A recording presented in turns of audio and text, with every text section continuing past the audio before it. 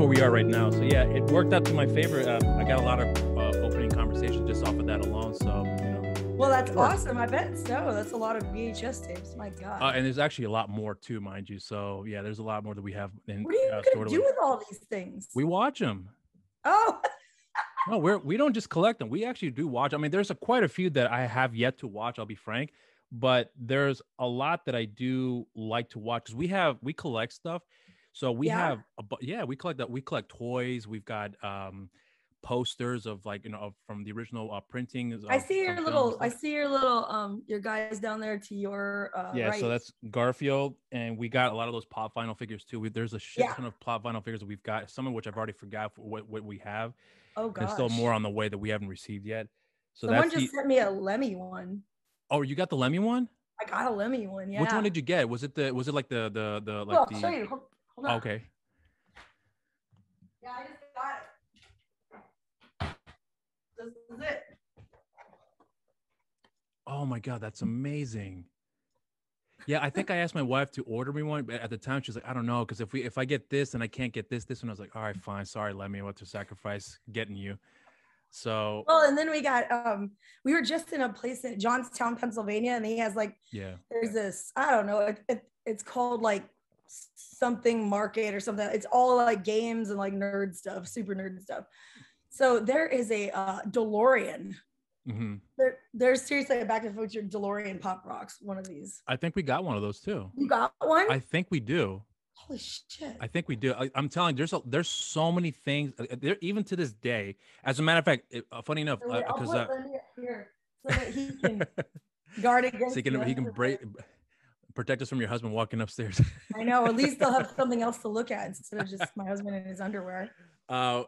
Yesterday, my wife and I, no, I'm sorry, I take that back. I was looking on Instagram, and usually I find something that I like, and my wife handles, you know, all the ordering because she's, you know, she'll know, you know, what's more important to pick out over than I will. So I said, hey babes, can I saw Elvis pop vinyl. I want to get that. I'm a huge Elvis fan. And I was like, I want to get that. It was when he was performing out in Hawaii back in the 60s.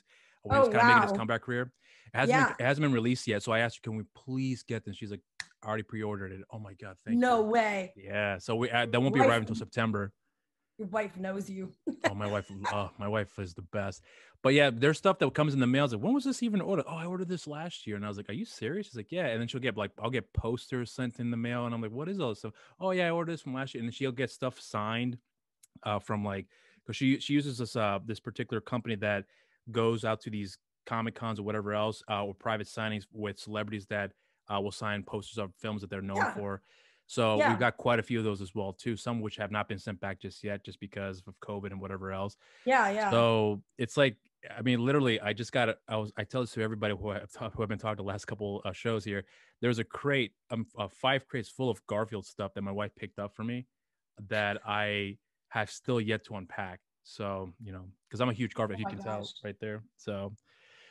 Yeah, it's quite a few stuff. But are you into that stuff too? Because I don't know, because I know you're heavily involved with music. But is there anything else outside of that you're into as far as like pop culture stuff is concerned? I used to like collect stuff like for a while, and then I just got too much stuff, and I was like, I hit this like point in my time, especially after you move several times and you have to move it all, and you're like, you know what, fuck this, I'm done with it, and I just got rid of everything. I mean, I used to collect mostly like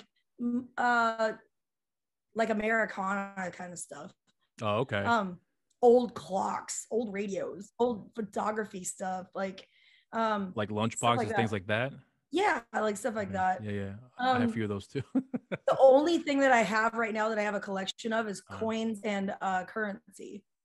Coins, like as in like coins from like back in the 50s, 60s? Like old school. I have a whole book of like, oh, really? Crazy old coins from like all over the world in different eras that some of them don't exist anymore. They don't. When did that start for you collecting those coins? Honestly, I've been doing that since I was a kid because my great grandfather, he kind of kicked it off. He gave me 10 pure silver dimes. Okay. You know what I'm talking about? I know what you're talking about. From what era though? Oh gosh, I don't even remember what year they were. But he collected all these dimes because he was born in 1899. Right. So he had all these like pure silver dimes from when he was a kid, and he saved them. and collected them. And then for us grandkids, he started giving us, like, he gave us 10 coins. Mm-hmm. And he also gave me a $2 bill. And he's like, don't spend this because, you know, they're rare and whatever. He's like, don't spend it. So I kept the coins. I didn't do anything with that. But I grew up on a cattle ranch in the middle of like nowhere, South Dakota. So very rarely did we go to like town, as we call it. We didn't go to town. Only for like, you grew up like not traveling because I remember I heard you say something that the first time you actually traveled outside of South Dakota is when you actually decided to leave to Nashville, where you are right now, right? Correct. Yeah. I didn't travel really at all when I was in South Dakota. It was you're just on the ranch, right, or you're in Rapid City or Sturgis, which is the, you know, biggest towns that you could perform at, other than East River, Sioux Falls.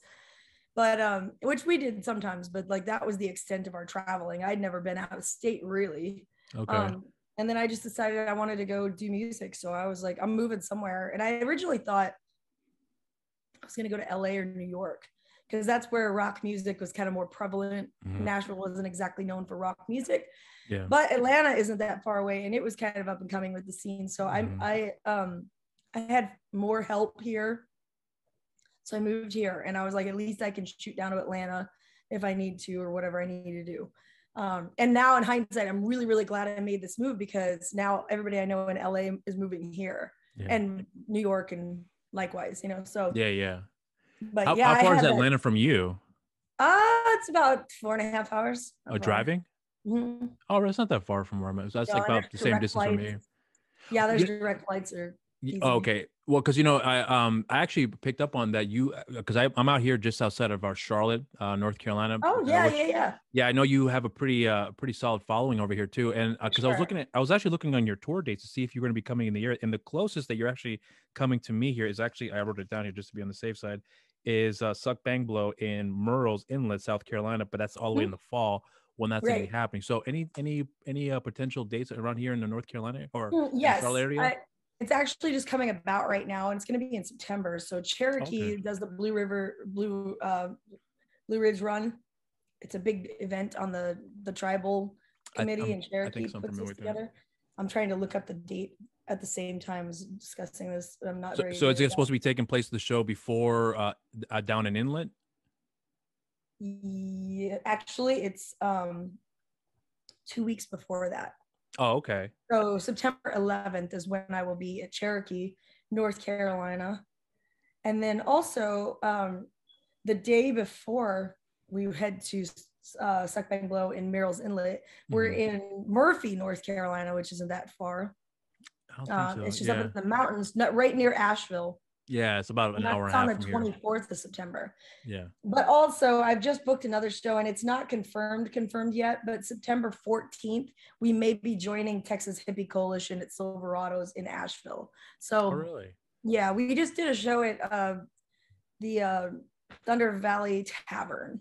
And while we were there, we received a call from another venue in Asheville that works closely with Thunder Valley Tavern, and they asked us if we would be interested in joining up with Texas Hippie Coalition on September 14th on our way to Ocean City, Maryland. So I said it works out great for routing. We can make that happen. So still waiting on the details, but that looks like it might happen. But as far as the other ones are concerned, the one out in Nashville and Cherokee, that's all set in stone, right, for you guys to be out in those shows? So it's on the 24th, and then you said, what was the other date you said? September 11th in Cherokee, right, and then the 24th in Murphy. Yep, Murphy, those are confirmed. Oh, perfect, awesome. But it hasn't been updated on your site just yet, has it? I'm not sure about those, because I think that all the dates up and through August have been added, and nothing beyond that. So September is still waiting to be added. Oh, okay. We can slam all the dates and stuff in there, but then it kind of like bogs down everything. So we just go about 4 or 5 months out. But you still doing your own booking here, because last I heard you're that's all being done by you. Yeah. Really? Everything. Yeah. I'm doing everything. I spent the whole day. I do artwork when I'm not on the road. I just spent like the entire day putting out art pieces, and they sold all of them instantly. So now I'd be shipping those on Monday. Oh, that's fantastic. Yeah. And then, I do bookings. I'm doing, like I said, tonight, my husband and I, we will be running sound for Stacy Mitchart, who's a big blues artist in the area as well, well-known blues artist. So, you know, when we're home and we're not doing anything, we're running sound for somebody, or we're working on something else, or I'm doing bookings. You know, we do all the driving. I do all the taxes and all that crap, of it. Well, you used to have people that would do it for you in the past, but I know you mentioned it didn't really work all that well for you. So like, what was it? I tried that for a while. I tried management for a while because I thought that would be really helpful. And I've tried to use booking agents because I thought that they would like be able to iron out details and whatnot, and then just kind of like give me the bottom line, like, hey, this is the date, this is the time, this is your pay, this is who you call when you get there, blah blah blah, and it's all done. But what I found out was like the booking agents weren't really booking that much because I already had a pretty full schedule, and they were coming on as an agent because they were going to get 10% of anything I book. So they're like, oh, I'll just sit back here and collect my check, and then, you know, I'll just don't need to really do anything. And that didn't take me long to just figure out, I just don't need them. If you're willing to go the extra mile and do it, then just do it.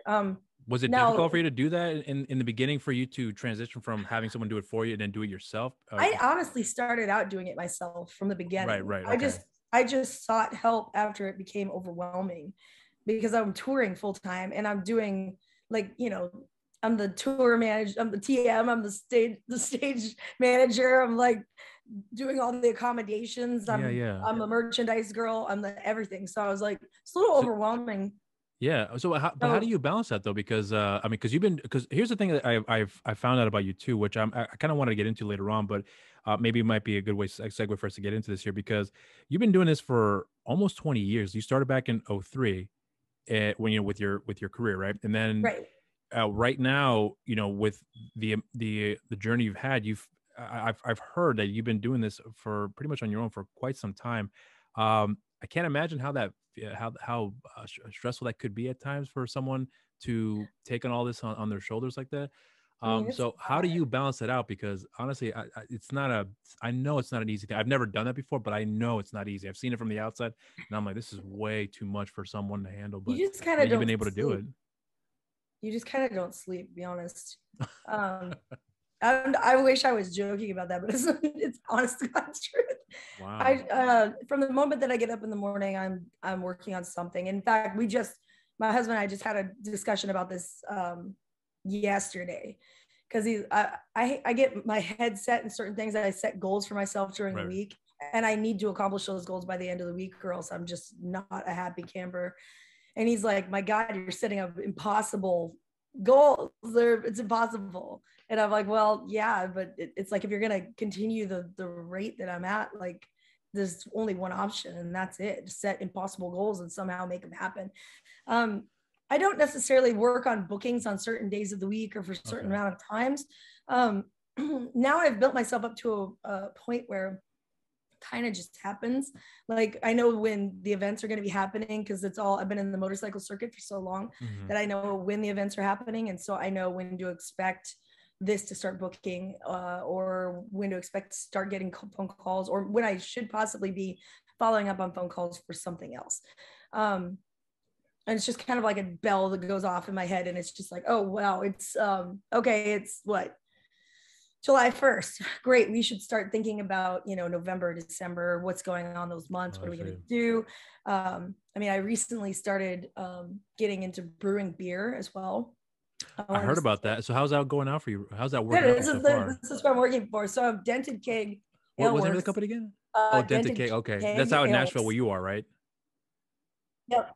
Oh, that's great. No, this is in Newport Richey, Florida. We've been taking trips down to Newport Richey, and he's teaching me how to brew beer. And so I don't know, I didn't even grow up drinking beer. I didn't even like beer growing up. I always thought it was disgusting. But with the craft brewing coming around, like the tastes that you're getting out of a beer now are so beyond just the old. More sophisticated now these days. Right. Yeah. It requires a much more sophisticated palate. So, you know, the Schlitz beer or the Miller High Life that your dad was giving you back in the day to taste was like, you know, I was like, why the would working man's beer? Yeah. Right. Which I get, you know, like, yeah. But I was like, I don't know why anybody would want to drink this other than just to get a buzz. But even that is like, can you find something else that tastes better? Yeah. So I never really was a beer drinker until just in the last few years. And when I met my husband, Kevin, he is massively into craft brewing. Right. And he was wanting to, you know, get involved in that. And he actually was feeling like he wanted to become a brewer as well.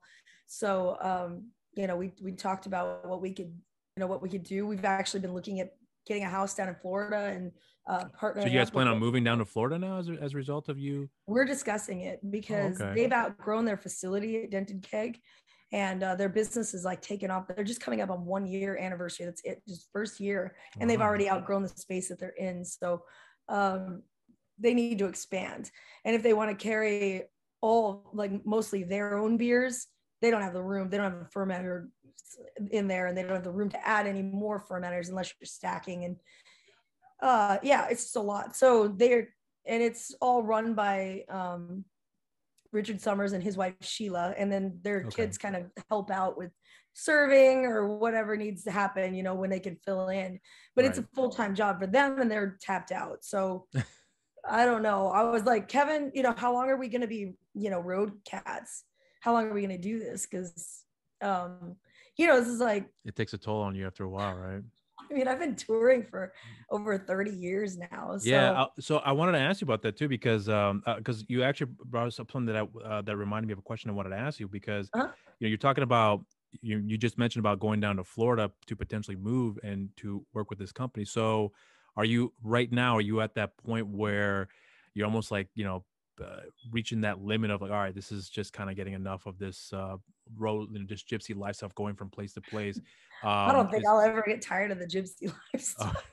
But I guess it's the wrong word to use. I guess the word I'm trying to use is that, well, what I'm trying to say is that the touring, you know, the amount of road work that's involved to go from one place to another, and having to deal with, you know, with the amount of stress that comes with that. So are you coming to a point right now where you may just kind of hold back just a little bit and then pick some spots here and there to a point where? I don't see that happening. I'm not a hold back anything kind of person. I'm pretty much wide open or nothing. Okay. So if I've decided to do this, I'm going to do it with everything that I've got. And when I decide not to do this, then I will not do it at all. It's kind of either all or nothing for you. I don't do anything in the middle. It's just like off or on. Like, I don't know. I've always been that way. And it's always been about the extremes. Like, all the things that I choose to do is either like one side of the spectrum or the other. It's never somewhere in the middle. I don't know why. It's just kind of the way that I am. But the touring for me is fun. And I will honestly tell you that if you're touring with people that are fun to tour with, you never get tired of it. It's a freaking blast. And the band that I have currently with me, with Taylor McKee on guitar and Ellie on drums, the most fun I've ever had. I'm having a freaking ball. I saw that episode you guys had done with Taylor on the show where you were streaming on. Our live chat that we did. I saw that. I'm listening to him talk, and he definitely has a very bubbly personality. But what really got me with him was that I'm not trying to take anything from all your previous guitarists here, but he looks fucking awesome live. I know, dude. He's such a rock star. Great live, and his ability to shred, I was blown away. Like, wow, you got really lucky with him, dude, for real. And I feel like every time that we've gotten, like, lost someone in the band, right, we actually got so lucky and graduated to somebody even better, which I don't know how we're maintaining that, because I mean, all the players throughout the past have set the bar really good. High. Yeah, they're really good. There's never been like bad members in the band, you know. It's always been a really solid band. With this particular group, we're having the most fun. Like, personalities are such a huge part of being on the road. And when you're doing that, you know, I mean, they can be really, really great players, but if their personalities don't jive, it's so hard to be together in a small van rolling down the road, like, you know, because it just grates on your nerves and you can never escape. Like, you're in the hotel with them, you're in the van with them, you're on the stage with them, you're at the restaurant with them. Like, it's just and so that's hard. So I'm glad you brought this up about the van, because I didn't realize that you still, at the time, around the time I was looking into your history, that you still tour in a van. And I actually caught, I think, 2 episodes, if I'm not mistaken. I forgot what channel it was. Something tour bus tour or something like that. So I can't remember what it was called. Oh, we were probably on Twitch. No. This was on an actual YouTube channel that I came across where you had a camera crew to talk with you guys about what you guys have on your van. I forgot the name of the channel off the top of my head, but oh god, it's like DP something or other. I can't remember what it was. Something of that sort. Yeah, they tour your rigs. Oh my god, that was our old Van Diesel. My god, that he was being held together by like duct tape. And, I saw god. That thing was like, we got 400,000 miles out of that. I still sold it for $4,000. I was like, what? Wow. Somebody wants this? Yes. Wow, okay. I actually did a YouTube video I called Van Diesel's Last Ride. I think I saw that one, if I'm not mistaken. Yeah, I'm trying to remember if I did. Actually, I think I saw the thumbnail, but I don't remember if I actually saw it. Then I think about it. If you want a good laugh, check out Van Diesel's Last Ride, because that was the day before I sold it, and I was like, it was an old van. I mean, I don't even. How long did you guys have the van for? That one? Yeah, I think I got it in like 2012. Oh, okay. So, but we put on like 60 to 70,000 miles a year. So we do a lot of miles. Right. So it doesn't take long to get 400,000 miles. Yeah, it's incredible. We're driving like the equivalent of like an over the road truck driver. Yeah. But also doing rock shows when we get there, which they're not doing. Well, so here's the thing. I'm watching some things that because you're pretty open with regards to your shows and what your experiences and whatnot. But the one of the most consistent things that I've seen with you with regards to your show is that there's a what's the word I want to use? There is a certain flair that you have when you play it on stage, and it certainly does help out too that the other band members participate in that as well. Right. Which is a huge factor, I believe, because I've seen enough shows where I'm like, come on, this person is sticking out. Why aren't everyone else keeping up with that? Well, we're a trio. That's a lot of stage. Right. And that's the thing too. Usually, because the type of music you play, it's a lot of energy involved with it. So there's been a few shows that I've been to in my life where a trio, they've got to be, their performance has got to match that level of music that they're playing. Right. And very few bands don't do it as well. Some do very well. And you're actually one of the few that I believe that have matched, with your performances to play with the type of music you're playing. Because one of the things you're obviously known for, I don't know if you're still doing it now, is stage diving, where you are just kind of just throwing yourself out there, and it's almost as a big closer from what I gather here. But but I know that when you guys are performing live, it's it's not the easiest things to do, because you are constantly one place to another, and you just have to go get it all over again. I know at one point, if I remember correctly, you had a really bad back injury too. Did you ever get that healed, by the way? No, it's still broken. I've actually broken it in 2 places. Wow. But I mean, it's fusing together on its own. So okay. I'm just losing mobility. It's just really? Okay. Yeah. Are you losing feeling in any part of your body as a result of that too? Oh yeah, it's messed up. But I do like a lot of Pilates and yoga and stuff to try to keep the mobility as best as I can. I started about 3 years going to a neuromuscular massage therapist to kind of help with that, because the pain was getting so severe that I couldn't really function. And it was causing a lot of tension in my neck, which makes it really hard to sing. And my abs were constantly engaged, which makes it impossible to take a deep, relaxed breath. You mean it's always cramped? Yeah, I'm like, oh, my abs are the only thing that were holding me up. So it's just my back was so destroyed that your abs are always engaged fully to keep you upright. Otherwise, you're having trouble. That's why I started wearing a lot of corsets on stage too, because then it would help keep my back a lot straighter.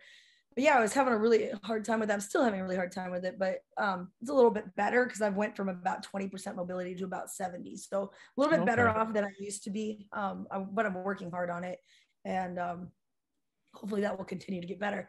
But the stage diving, I kind of quit doing, not for my own sake, but couple of reasons. One, it was always in good fun. I had played for a lot of motorcycle events, and the people for the are just golden people. Like they want to be part of that show. They love rock and roll. They want to like be up front. They want to be screaming, yelling. You want to hand them the mic and they're going to scream the words back at you. Like they're in it. They're freaking in it and they love it. So when you get them all fired up and you climb to the top of a speaker stack or the roof of the stage and you dive up on them, like they're ready to go. Like they're like, yeah, they'll catch you and pass you around and everybody's amped up and whatever. And there's the occasional like, oh, broke my finger or, like something happened, like my boot cut somebody's nose once. And like, there's the occasional, it's like you actually like hit somebody. Is that what you mean by caught? Oh, like when you land, right. Like your face first. So I try to keep my feet like back and my head back. Right. So that I don't hit anybody, like come down and slam them. But like one of my boots actually kicked this guy in the nose and broke his nose. And I was like, oh my God, shit, So he was like, he walks up at the end of the show, he's like got this rag on his nose, is all bloody. He's like, oh, he broke my nose. And I'm like, oh my God. Like, come here, let's get you to the ambulance. Let's get you straightened out. Don't worry, I'll take care of this. Like, we'll make sure you're okay. And so like, let's get some ice or whatever. And he's like, I'm a real estate agent. And I'm like, oh my God, this is like, your life is to look a certain way to sell houses. I'm like, oh God, I'm so sorry. And I'm like, okay, let's just get you checked out, man. First things first. And he takes the rag and he like throws it up on the stage. He goes, this is the greatest thing that's ever happened to me. I'm so excited. And I was like, what? And he's like, keep that for your own collection. And then he like ran off. And I was like, what? And, so you threw his bloody rag to you for you to keep then? Yeah. He wanted me to keep that like as like a little souvenir. The guy's nose I broke with my boot. Like I didn't. But anyway, so that was one of the things I was like, somebody's gonna get really hurt eventually, like really hurt. Yeah. And people were starting to like. I had this one man in Daytona, and he actually was telling me like, oh, I think you broke my neck. You landed on my head. I think you hurt my neck. And I was like, oh my God, okay, sit down, I'm going to get the ambulance, sit here, don't move. Right. And right about the time I was walking up to go get the ambulance to ask them to come and give a first aid check on this guy, this camera guy for the event comes running up to me. He's like, you got to see this picture I just got of you diving off the speakers. I'm like, I know, I think I just hurt somebody really bad. So he's like, check this out. And I'm like, it's a great photo. It looks really cool. But I said, he zoomed up closer and I noticed something. I said, can I borrow this for a second? He's sure. And I'm zooming up on it. And the guy that's telling me that I've injured him beyond belief isn't even anywhere near where I'm landing on this. So he's not even near there. So now I realize he's just trying to get one over on me. So I'm like, can I borrow your camera for a second? And he said, sure. So I walked back to this guy and I'm like, hey man, I want you to know the ambulance is on their way. We're going to take really, really good care of you. I promise. In the meantime, check out this photo that our friend got. And I zoomed up on it really close. I said, is this you over here with the cell phone camera way on the side? And he was like, oh, I think I'm feeling better. I gotta go. Like, so that was one reason. I'm either going to hurt somebody or someone's going to tell me and be held accountable for that. Yeah. Right. And I wasn't. And of course, secondly, with COVID hitting this year, like everyone was a little bit more like hands off. Mm-hmm. And so I did go out. I bought myself one of those giant bubbles. Yeah. I saw the video. Yeah. Did that work, by the way? Hell, like you can't, like took like 3 songs to air the damn thing up. I was like, there's no way. Oh, here comes Kevin in his underwear. How you doing, Kevin? Pretty good, man. You got lucky and the chair blocked out his underwear. The chair blocked him out. I'm free balling, man. He's free balling. I love it. I told you it was gonna happen. Oh well. Well, so I guess this brings me to my next thing here with you because you've been doing this, like I said, for almost 20 years now, since you really much moved out to Nashville. I'm curious now because you recently had announced that you are working on a documentary or rockumentary, if you will, of your own life, and from when you started, and which is, I mean, I can't imagine how dense that amount of information is going to be, because there's so, and it's not going to be coming out, I believe, until 2023. So there's still got a bit of ways to go. Right. So what's the progress on that right now? Like, how's that coming together so far? That's something I have to do like in the spare time that I have, which has been zero. I started compiling old video because when I first started out in the band, I documented everything. Right. I had photos of everything, and it's so old school. We didn't have like digital cameras at the time, so we had disposables. You know, those little disposable cameras. Yeah, I know what you're talking about. Yeah, of course. And we would take those to the shows, and we would leave them in a bucket on the table and just like tell people to take pictures of whatever they think is interesting, throw it all in the bucket. And then we go develop the film like at the end and see what we had. And we, you know, pictures down people's pants and whatever else. But it was like, you know, there's always something in there that was kind of interesting. And I just made like, I would make like scrapbooks, like photo albums, and I'd take it to the gig. I just saw that. I just, my eyes started wandering right at it, and I was like, I'm just gonna see that ass shot somewhere. You got pants on now, at least. Oh, okay. Thank God. But yeah, no. So we started doing that, and I would just put this photo album together, and it would stay on the table with the cameras, you know, so people would see what we're doing, and I just keep adding to the photo book as we go. Right. And so, you know, we hit a lot of the same clubs at that time every 6 to 8 weeks. So then they'd get to see their photos the next time when we come around and just keep cycling it out. It was a lot of extra work to do, but people loved it, and they always like came back to see their photos and take more, you know, so it was kind of a cool thing that we used to do. I took a lot of video and I saved it all. I've never lost anything. In all my career, I've only lost one hard drive, and that's because it fell off of a table and broke into 1,000 pieces. And that's the only. Was it like one of those like integral like hard drives that you? Okay. Yeah, the big, tall, like narrow, like. I know what you're talking about. You know what I'm talking about? Yeah, I know what you're talking about. Yeah, and I can't remember even what it had on it. Like I know it had one of my albums on it, but I had a backup copy of that anyway. Okay, that's good. So okay, yeah, whatever. I don't know what's on there. I think that we used to have like this projection screen stuff that went on, and the projection screen, like all the video that we put together for that was on there. I know that, but we didn't use that anymore anyways, so it didn't matter. Okay. So I'm sorry, go on. You were gonna say? No, and so I've got like all these hard drives of stuff that all the way from the beginning days of this band. I was better about it back then than I am now, because it's just too much now. But the early days stuff is there. Are you? Now you have daily posts on 4 times a day across all social media, which takes the time. Right. We didn't have social media back then. That didn't exist. So you're replacing one with the other. Right. So yeah. So now I guess I can always go back and log into my Facebook and pull up my memories from the last however many years. Right. Well, is it also easier now for you to be able to reach back to certain people that, you've met throughout the years? Because I would assume that throughout this whole process, you're going to have to talk to some people you have probably talked to in years for them to participate in this document, to have a sit down and do an interview and share these stories.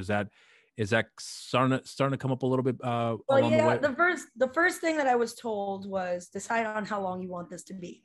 What time frame are we looking at? Are you going to do like a 30-minute special thing, 1 hour, 2 hours? Like, how long do you want to make this documentary?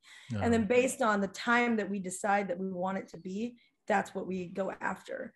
I see. I will tell you that like my initial band member, my original drummer is no longer living. Yeah.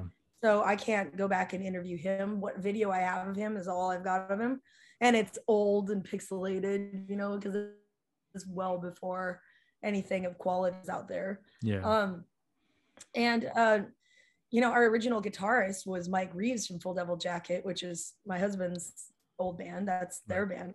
Yeah. And he's gone as well. So kind of hard to get any extra info from those guys. But, I do have a lot of video and photos and stuff from them that I hope to kind of bring back. And I think I even have the original CD that Mike Reeves and I, we were trying to write songs together. Right. And he had a hard time figuring out how to do it, like the recording process of it. Right. We had like these, oh my God, I don't even remember what all we had. But anyway, he tried to finally record on a computer.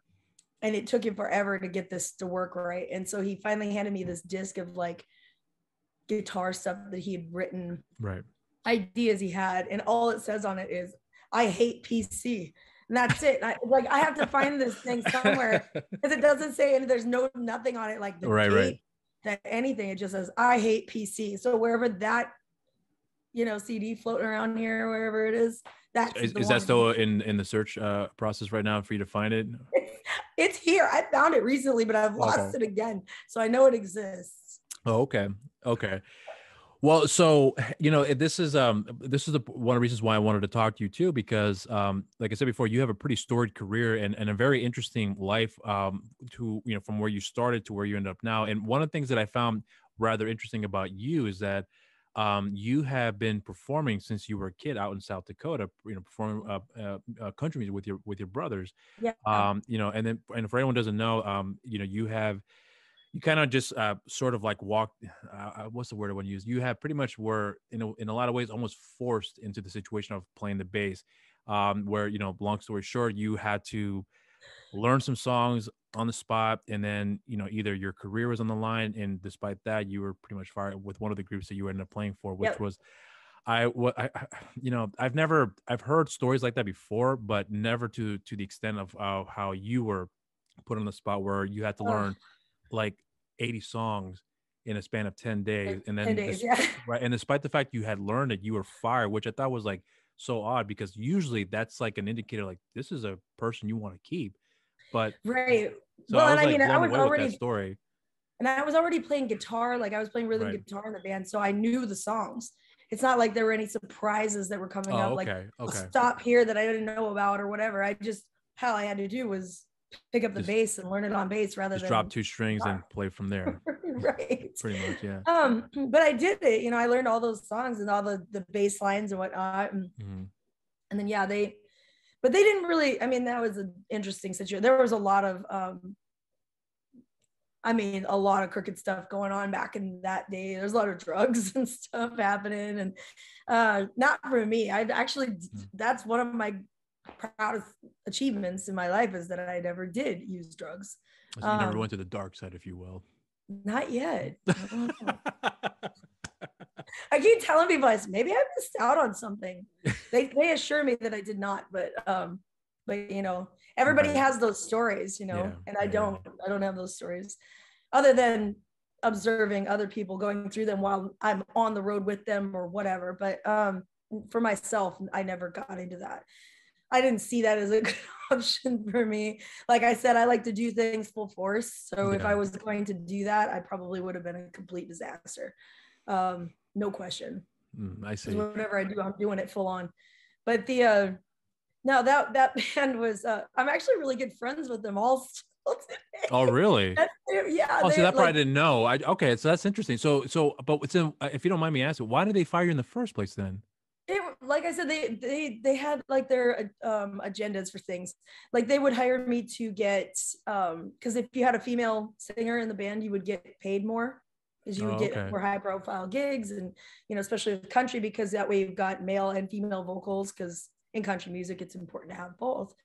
And I could sing the lead vocal or the harmony vocals. I could play a multitude of instruments, so it was like it was good for them to have me in the band. So they would book the whole summer of gigs, and then they would fire me and go make all the money without having to pay me. But then the venues were getting really upset with them for pulling that, and it didn't work out well for them. And yet you still retain a friendship with them despite all those, Well, I went on to do bigger things. Like they never really kind of went on beyond what they're doing. So that to me doesn't matter anymore. I don't care. I'm not holding a grudge. I don't care. Okay. Whatever they're doing, they're still doing. And now I just go there and, we share a good laugh and we make fun of it. They'll be the first to admit that they did that stuff. They totally admit it. Wow, that's interesting. Well, that's great though. Well, so we talk about your country background, but one thing I also was very surprised to discover, and I know you discussed this on more than one occasion here, but I was very surprised to hear it myself too, is that you are a pretty solid yodeler as well too.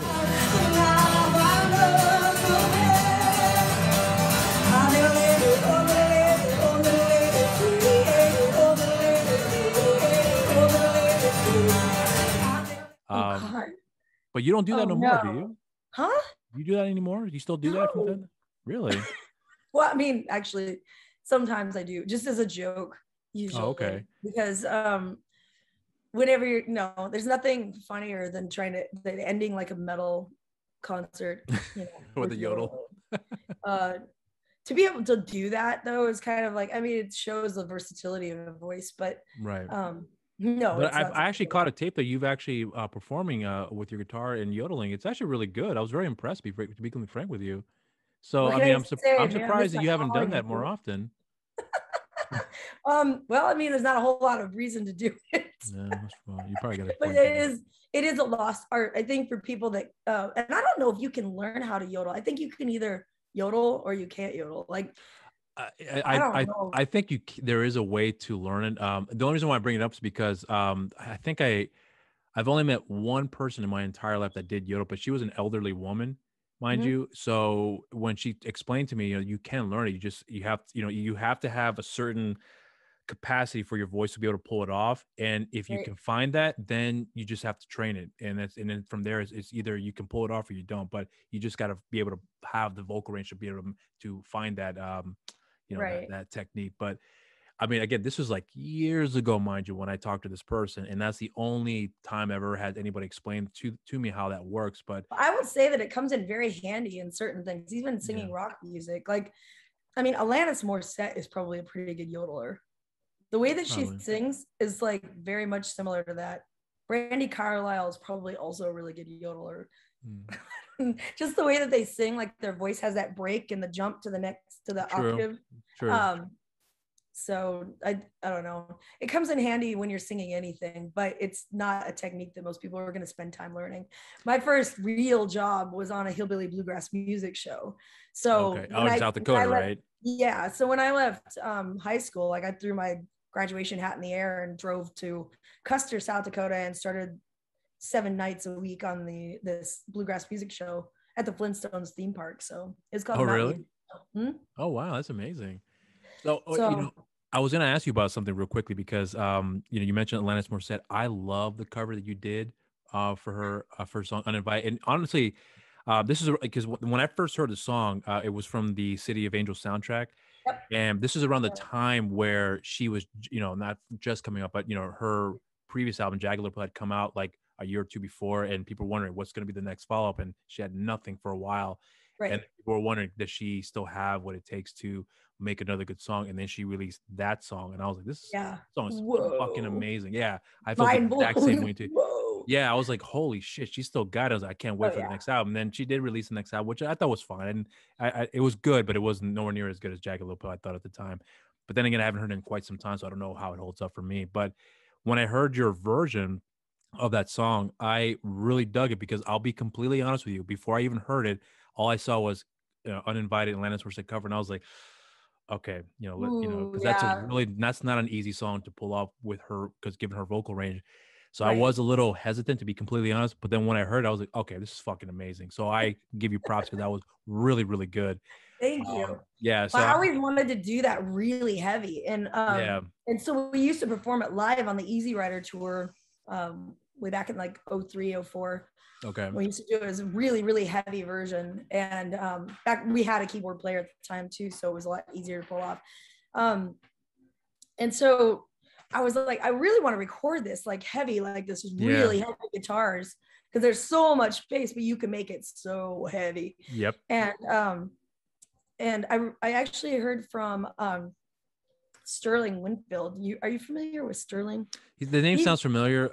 If you don't mind. Produced all the Pantera albums. Oh, I thought it was Terry Date that produced the Pantera albums. Well, maybe he engineered them.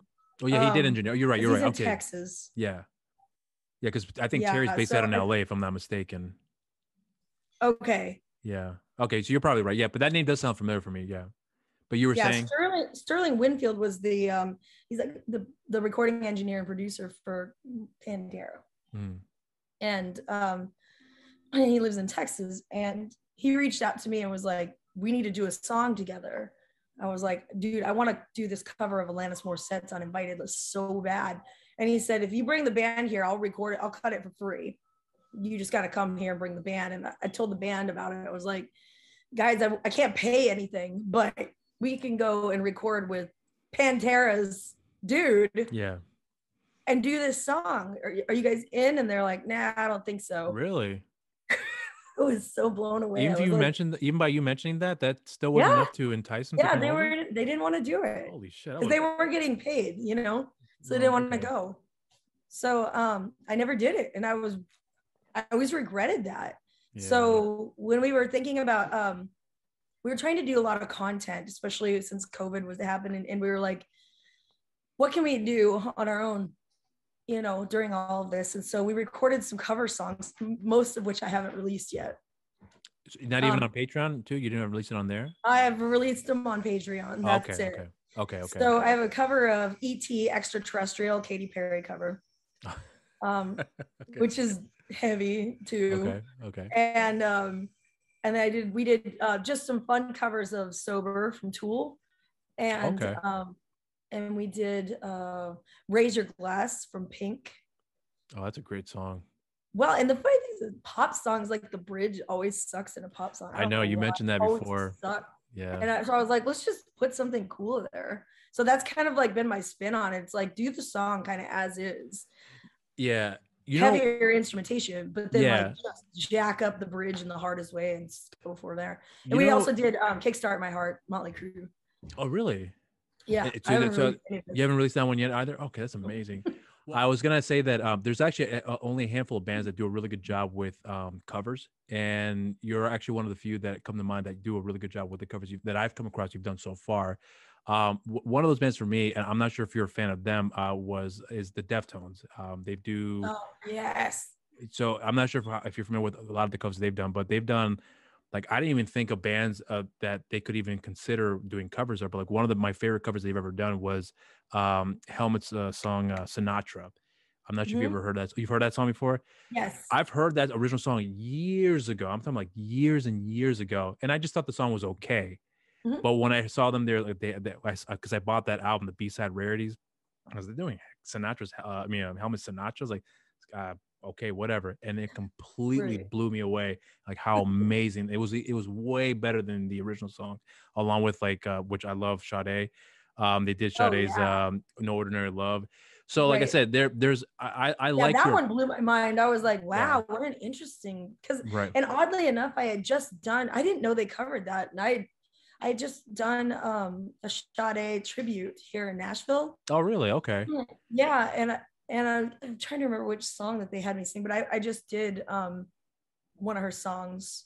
Was it a Smooth Operator or? It wasn't Smooth Operator. It was do you remember it was something like Paradise, I think. Oh, I think I know that song. It's been a long since I heard her stuff, but yeah, I think I know what you're talking about. Paradise. And but the everybody was of course fighting to get this Smooth Operator because that was the hit, right? Yeah.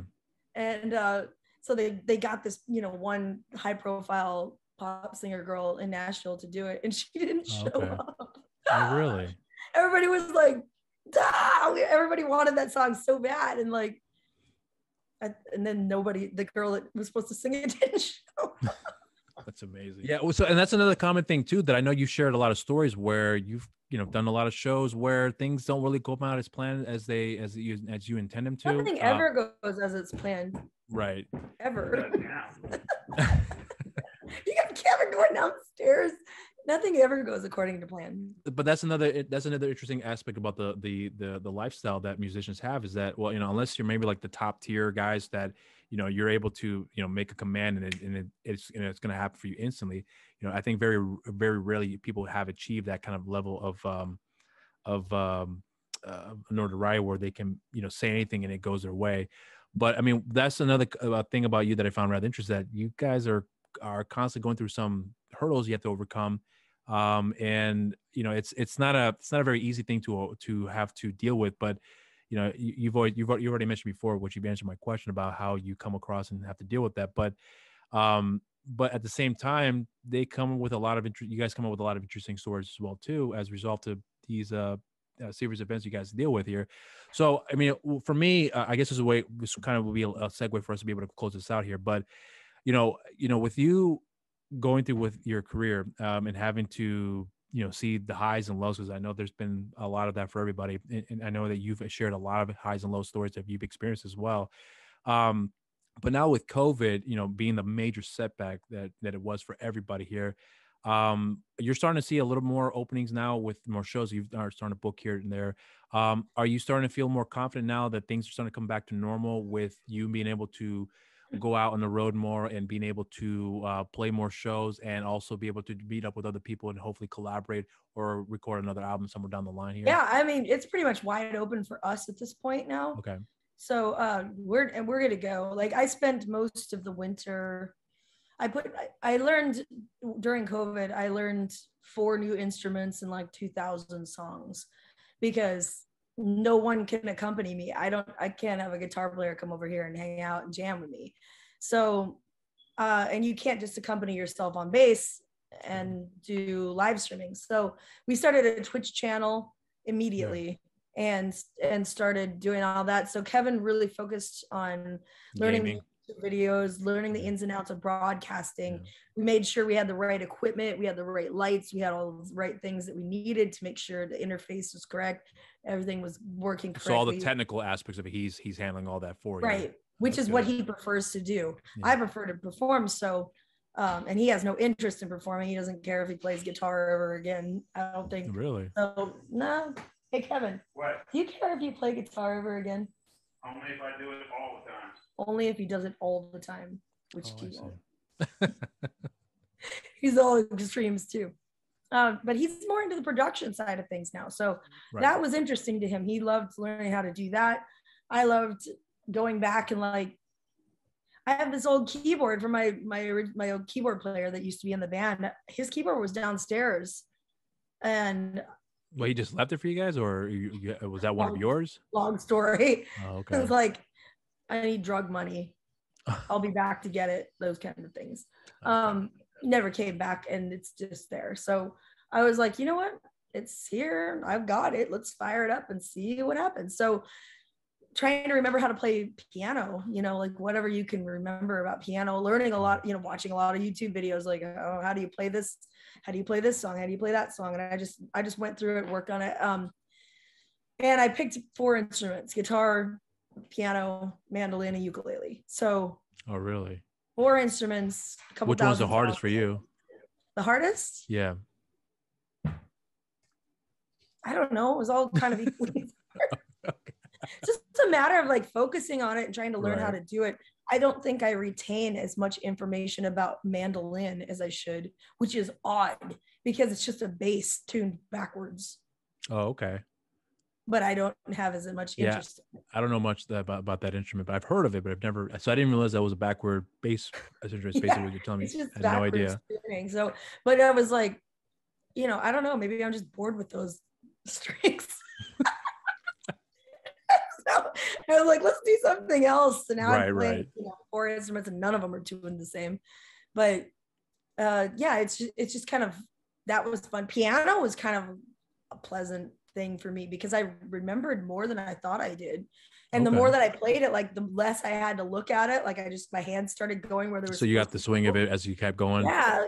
Because at first, you're staring at it and you're like trying to make sure your hands are in the right place. And you hit something too hard and your finger slides off the key and hit something else. Like it's awkward and weird. And then like after a while, I was like, oh, hey, that's how this goes. So I'm getting a little bit better at it, but I'm still not a pro keyboard piano player by any means. But I can accompany myself, and that's all I really. But do you plan on incorporating that in some of your own music too, as you guys, if when you guys eventually get back into recording, songwriting? I don't know. Maybe. I guess there's no reason why we couldn't. Okay. I've done all kinds of stuff on recordings that I've played mandolin and ukulele, djembe and jaw harp, whatever. On all kinds of recordings that I don't know how to really play, but it's like if you can learn how to play it well enough to get through a take of that, then yeah, got it done. But don't ask me to perform that live any time because there's no way that I can just pull that off. That's like that's got a whole different like scenario for, I think, for anybody that who's recording is totally different. Yeah. It's just sitting there and obsessing about one little thing over and over and over and over again until you have it exactly the way you want it. And then once you've got it like that, you can never pull it off again. It's hard to replicate that at times too, which is, you know, I think a lot of people give a lot of people credit for performing live. It's not, you know, people, it doesn't sound like the record, but yeah, it's a little more complicated than you think, if you think about it, which, you know, I've learned that because I've done it.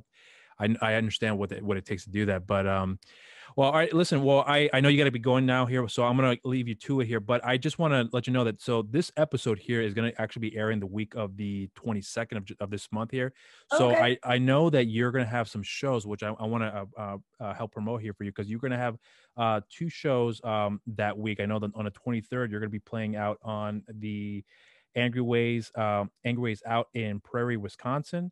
And then on the 24th, you got a show at, forgive me, because I think I wrote it down correctly, Doe for Joe out in Fergus Falls. Yeah, that's a benefit in Fergus Falls, Minnesota. Yeah, in Minnesota, right. So you've got those 2 shows that'll be happening that week when this episode here will air. It's also my birthday week.